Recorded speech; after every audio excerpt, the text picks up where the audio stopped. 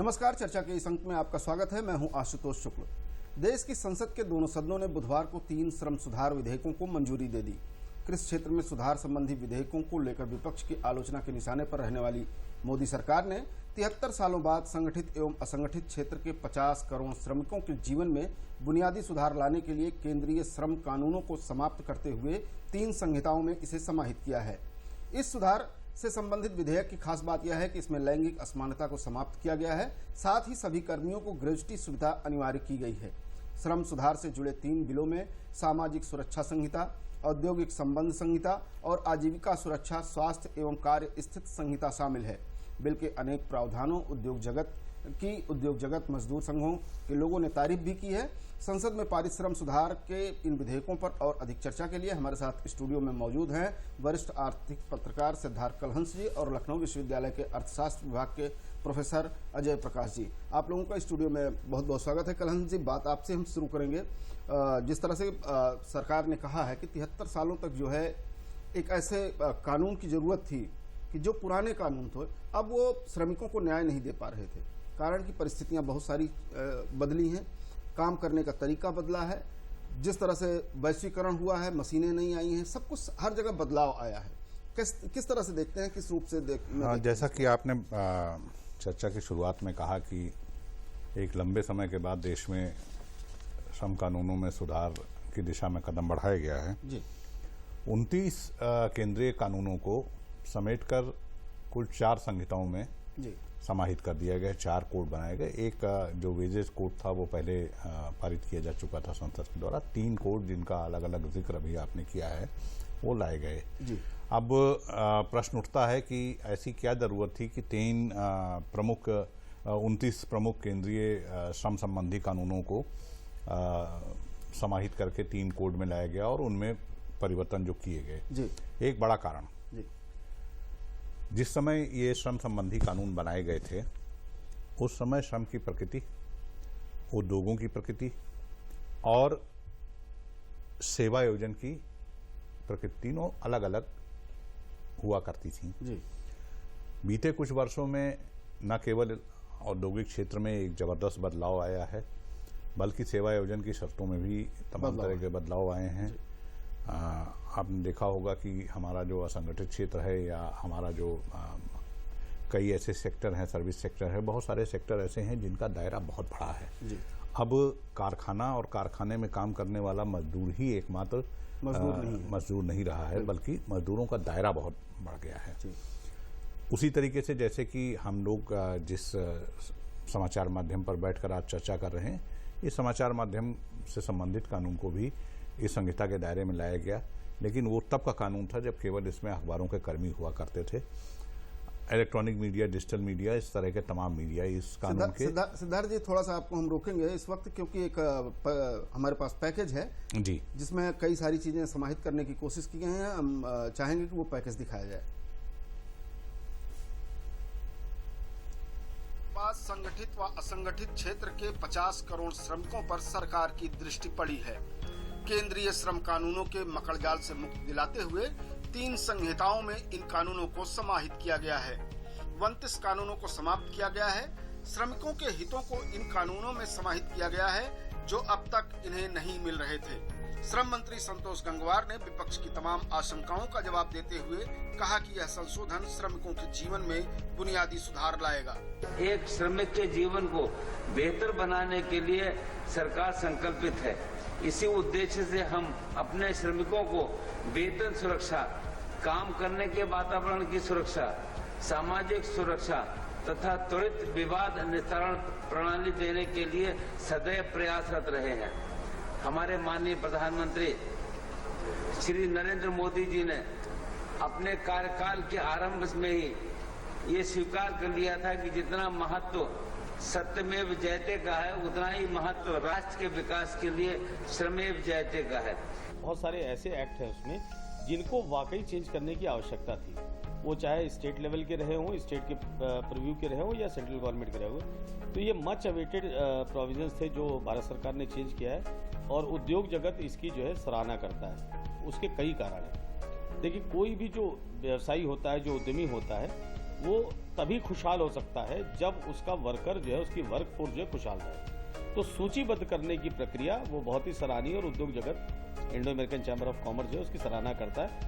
संशोधित श्रम कानूनों में सरकार ने जो प्राविधान किए हैं उनमें प्रमुख हैं सभी मजदूरों को रोजगार की गारंटी और समय पर वेतन, पुरुष एवं महिला को समान वेतन गारंटी, हर मजदूर को नियुक्ति पत्र, हर साल मुफ्त स्वास्थ्य जांच, मजदूर की नौकरी टूटने पर उसे 3 महीने की आधी तनख्वाह मिलेगी, न्यूनतम मजदूरी की क्षेत्रीय असमानता को दूर करने के लिए न्यूनतम फ्लोर वेज का प्राविधान है, किसी हादसे में मजदूर की शारीरिक क्षति की भरपाई मालिक पर लगाए जुर्माने का आधा हिस्सा मजदूर को मिलेगा, असंगठित क्षेत्र के लिए सामाजिक सुरक्षा निधि का निर्माण, ESIC हॉस्पिटल, दवाखाना एवं शाखाओं का जिला स्तर तक विस्तार, नई तकनीक से जुड़े उबर, ओला, फ्लिपकार्ट, अमेजॉन आदि उद्योगों से जुड़े 50 लाख मजदूरों को सामाजिक सुरक्षा मिलेगी, बगान मजदूरों को ESI का लाभ मिलेगा। इस नए श्रम कानून में श्रमजीवी पत्रकारों को भी न्याय दिया गया है। अखबार वाले और इलेक्ट्रॉनिक मीडिया अभी कहीं से इस टाइप से लेबर उसमें कवर नहीं किए जाते थे, तो निश्चित रूप से उनको सरकार ने कवर करके वो सारी सुविधाएं देने की कोशिश की है जो श्रमजीवी पत्रकारों या श्रमजीवी वर्कर्स को दी जाती है। तो मीडिया जगत को भी इसका भरपूर फायदा होगा। संगठित व असंगठित क्षेत्र के मजदूरों को श्रमेव जयते के सिद्धांत पर न्याय देने का केंद्रीय सरकार का यह एक अभिनव प्रयोग है, जिससे देश के 50 करोड़ मजदूरों और स्वनियोजित कामगारों को न्याय मिलेगा। आशुतोष शुक्ला की रिपोर्ट, DD न्यूज, लखनऊ। सिद्धार्थ जी, ये कुछ अंश थे जो इस बिल में आए हुए हैं, उनको हमने आपको दिखाने की कोशिश की। अब आपके देखिए इसी पैकेज में जी पुरुष महिला को समान वेतन की गारंटी, जी पुरुष महिला के अलग अलग वेतन का निर्धारण, ये उस समय की बात है जी जब स्त्रियों को शारीरिक श्रम के संदर्भ में और इंडस्ट्री में काम करने के संदर्भ में उन्हें पुरुषों से कमतर समझा जाता था जी और लंबे समय तक यहाँ तक कि जो सरकारी सेवाएं होती थीं उनमें भी बतौर श्रमिक महिला और पुरुष को अलग अलग वेतन दिया जाता था, जो कि आज के समय में एक बड़ी हास्यास्पद सी स्थिति है कि जब हम जेंडर इक्वलिटी की बात करते हैं तो इस तरह का वो करते हैं, जिसका जिक्र मैंने पहले आपसे किया था कि श्रमिकों का दायरा बहुत विस्तृत हुआ है। अब आपने दिखाया है ओला, उबर, अमेजन, फ्लिपकार्ट, तो इस तरह के बहुत सारी सेवाओं का 50 लाख से अधिक श्रमिक इस क्षेत्र में लगे हुए हैं। तो कुछ क्षेत्र तो ऐसे हैं जहां 90% जो श्रमिक आबादी है वो असंगठित है। तो ऐसे सभी लोगों को उस सामाजिक सुरक्षा का, उस समान वेतन का, उस तमाम सामाजिक सुरक्षा का वहां का लाभ दिया जाना, वो संभवतः इस जो 3 नई संहिताएं हैं उन संहिताओं का एक उद्देश्य रहा होगा। और एक महत्वपूर्ण बात यह है, आपने शुरुआत में बात कही थी कि कृषि संबंधी कानूनों को लेकर जो वो हुआ, विरोध हुआ विपक्ष की ओर से, कम से कम श्रम संबंधी कानूनों के संदर्भ में बहुत लंबी कंसल्टेशन की प्रोसेस केंद्र सरकार ने चलाई और जो स्टेक होल्डर होते हैं, ये मैं मानता हूं कि इसकी डिमांड सबसे पहले इंडस्ट्री की तरफ से आई थी, लेकिन सभी स्टेक होल्डर जो श्रमिक संगठन हैं, जो कानूनविद हैं, इन सब से अलग अलग व्यापक चर्चा करने के बाद और उनकी चिंताओं को समाहित भी किया गया इस पूरे प्रक्रिया में। उसके बाद और ये पूरा ड्राफ्ट जो तैयार हुआ है, ये ड्राफ्ट कोई एक बार में किसी ऑटोक्रेसी के तहत नहीं तैयार हुआ है, इसमें अलग अलग लोगों के सुझावों को शामिल करते हुए। सिद्धार्थ जी, उन सुझावों के बारे में हम आएंगे, आपसे भी चर्चा करेंगे। हमें मालूम है कि आप इन श्रम कानूनों को बनते समय जो जर्नलिस्ट वाला पार्ट था, जिसमें इलेक्ट्रॉनिक और मीडिया के लोगों को भी इस कानूनों के तहत शामिल किया गया है, आपने प्रतिनिधित्व किया था और अपनी कंसल्टेंसी दी थी भारत सरकार को। अजय जी, जिस तरीके से ये पूरा संगठित और असंगठित क्षेत्र की, जिसकी कलहंस जी भी बात कर रहे थे, ये असंगठित क्षेत्र हमारा बहुत बड़ा है और इसको सरकार एक छतरी के नीचे लाकर सुरक्षा का कवर देना चाहती है। कैसे ये इस कानून के हिसाब से आप देखते हैं इसको? देखिए, एक तो सरकार ने इसमें सोशल सिक्योरिटी का एक प्रोविजन इनेबल किया है और वो सोशल सिक्योरिटी पूरी तरह से इसमें लेकर के आ रही कि जो असंगठित क्षेत्र के जितने भी हमारे कर्मी थे वो अभी तक किसी तरह की सोशल सिक्योरिटी उनको नहीं मिलती थी। तो एक उसका प्रोविजन है। दूसरा, हमारे यहाँ जो पब्लिक डिस्ट्रीब्यूशन सिस्टम है, अभी तक ये होता था कि जिस भी क्षेत्र का एक कर्मी होता था अपने क्षेत्र में ही उस पब्लिक डिस्ट्रीब्यूशन सिस्टम का फायदा उठा सकता था। अब सरकार इस तरीके का सिस्टम कर रही है जिससे कि हमारे देश का कोई भी कर्मी पूरे देश में किसी भी हिस्से में जाए तो वो उस पब्लिक डिस्ट्रीब्यूशन सिस्टम का फायदा उठा सकती है जी। तो ये जो सोशल सिक्योरिटी के सिस्टम्स हैं, खाली यहीं तक नहीं है, अगर कहीं हेल्थ की रिक्वायरमेंट है तो उसके पास इस तरीके के हेल्थ कार्ड्स और बाकी चीजें भी हैं जिससे कि वो इस सोशल सिक्योरिटी का फायदा उठा सकते हैं। बिल्कुल, ईएसआई के जो हॉस्पिटल्स हैं उसको डिस्ट्रिक्ट लेवल पर बनाने की बात कही गई है। सिद्धार्थ जी, हम आपसे एक चीज ये जानना चाहते हैं कि जो असंगठित क्षेत्र है हमारा बहुत बड़ा है, जैसे आपने चर्चा भी की कि ओला, उबर, अमेजन, इस तरह की एक नई प्रवृत्ति की नौकरियों का जो विकास हुआ है जिसमें बड़ी संख्या में युवा काम कर रहे हैं, दोनों को किस तरह से इस बिल के माध्यम से लाभ मिलेगा? करीब जो हमारा OSH है उसमें social security health occupational hazard जो OSH कोड है, इस OSH कोड में एक पैरिटी है, एक समानता तो ये की गई है कि जो अनस्किल्ड वर्कर है जी, जिसमें से जो अभी हमारी अनस्किल्ड वर्कफोर्स है उसका 60% के करीब जो है जो कॉन्ट्रैक्ट पे रखा जाता था जी, उसके वेतन को लेके जी, उसके PF कटौती को लेके, उसको दी जाने वाली अन्य सुविधाओं को लेकर, उसकी ग्रेच्युटी को लेकर, उस सब के प्रावधान इसमें किए गए हैं जी। अगर मैं आपको बताऊं, एम्प्लॉयर और एम्प्लॉय दोनों के पॉइंट ऑफ व्यू से आप देखें जी। पहले आपको एक इंडस्ट्री आप खोलते थे जी, उस इंडस्ट्री की शाखाएं होती थी और उस ट्रेड की शाखाएं अलग अलग जगहों पर होती थी।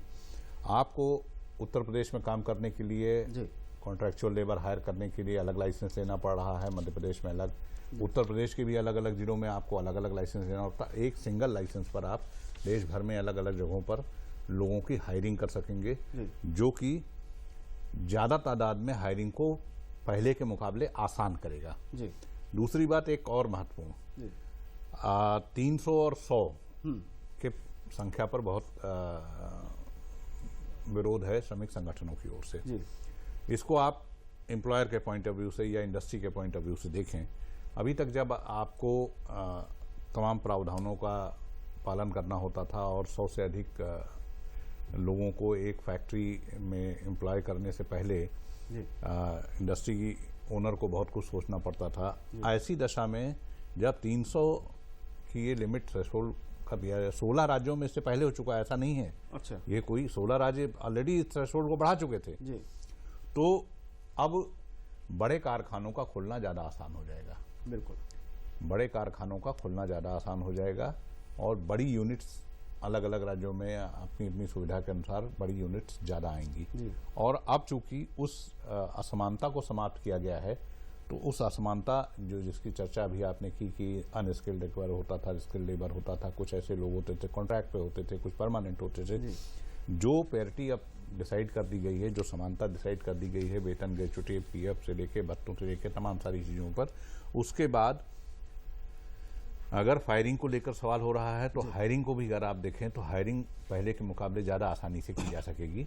और इसके चलते मैं आने वाले समय की बात कर रहा हूँ कि जब अर्थव्यवस्था काफ़ी कुछ पटरी पे आ चुकी होगी और एक इंडस्ट्रियल ग्रोथ एक्सेलरेट होगी, उस दशा में लोगों की हायरिंग ज़्यादा तादाद में हो सकेगी इस 3 संहिताओं के प्रभावी होने के। बिल्कुल अजय जी, फिर हम उसी बात पर आते हैं जो हमारा अनस्किल्ड लेबर है।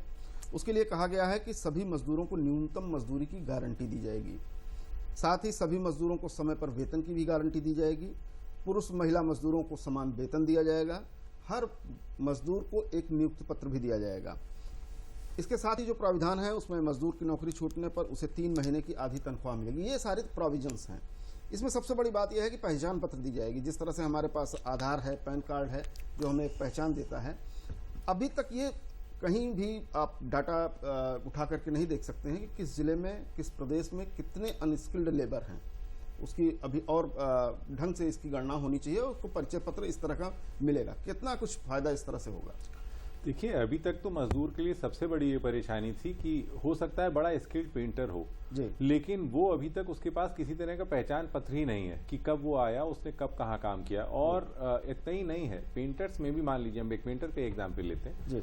अगर हम अलग अलग मैन्युफैक्चरिंग यूनिट्स में जाएं तो उसमें पेंट की भी रिक्वायरमेंट अलग अलग तरह की होती है। अब अगर उसके पास वो पहचान पत्र है तो ये तो पता है कि इसके पास किस लेवल की स्किल है। तो अभी तक हम उसके अंदर किसी तरह कोई स्किल का एक जनरेशन नहीं करते थे और ये नहीं बता पाते थे कि ये किस लेवल का है। अब क्योंकि उसके पास एक खास तरीके की स्किल है वो हम आइडेंटिफाई भी कर सकेंगे और वो कहीं भी जा सकेगा पूरे हिंदुस्तान में, तो ये बता सकता है कि हमारे पास इस तरीके की ये स्किल है और हम उसको पहचानेंगे। हमारी आत्मनिर्भर भारत की जो प्रधानमंत्री जी की पहल है, उस पहल में ये अपने आप में एक बहुत ही अहम कदम है जो आगे बढ़ रहा है।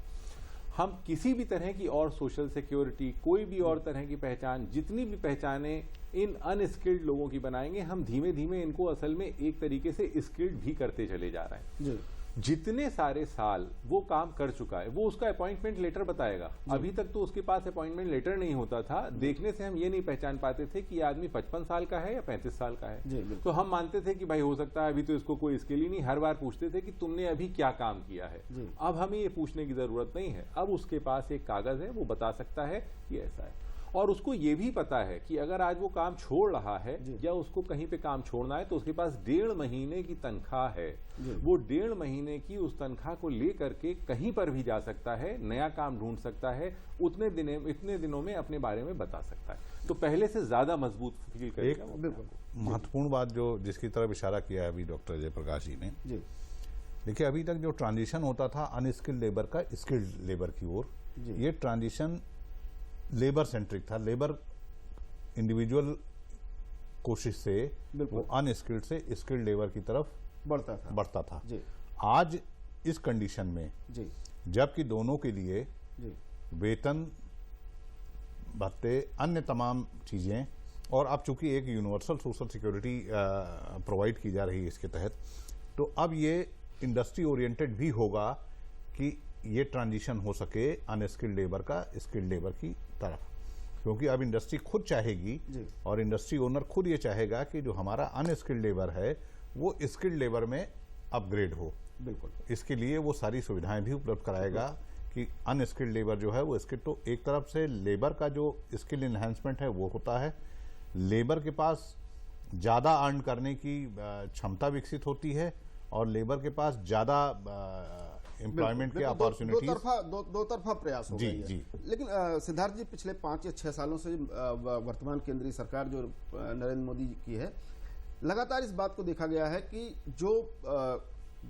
कमजोर तबका है, वो चाहे किसानों से जुड़ा हो चाहे मजदूरों से जुड़ा हो, हर जगह उसको एक सुरक्षा कवच देने का काम किया, चाहे वो किसान सम्मान निधि की बात हो या फिर किसानों की असामयिक मृत्यु पर उनको सहायता देने की बात हो। कई सारे क्षेत्रों में इस तरह से बड़े बुनियादी बदलाव करके उनको एक सहायता देने की कोशिश की गई।